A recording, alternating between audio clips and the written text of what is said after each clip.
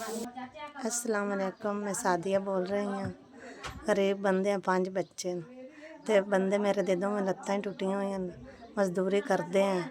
मैं आप मरीज बंदा खून की कमी दसी ने, इलाज कराना है ते मेहनत मजदूरी करदे हैं। 5 बच्चे जो हो जावे तो सही है, नहीं तो फिर घर दे सर्कट नहीं चलदा। मंजी ते पिया उन्होंने दवा हो गए 3-4 साल, लत्तां दी टुटियां होईयां, गुंजाइश नहीं है साढ़े कोल इलाज कराना। गरीब बंदे हैं, घर दा सर्कट नहीं चलदा। आप सारा दिन मेहनत मजदूरी करनी, सारा दिन काम कर करके जोड़ां नूं पीड़ा है, काम नहीं हुंदा।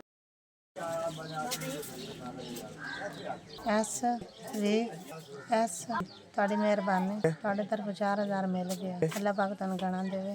ਅੱਲਾਹ ਪਾਕ SBS ਅੱਲਾਹ ਇੰਨਾ ਦੇਵੇ, ਦੇ ਦੇ ਕੇ ਗਰੀਬ ਬੜੇ ਖੁਸ਼ ਹਨ, ਗਰੀਬ ਬੜੇ ਖੁਸ਼ ਹਨ। ਉਹਨਾਂ ਦੇ ਔਖੇ ਵੇਲੇ ਕੰਮ ਹੁੰਦਾ।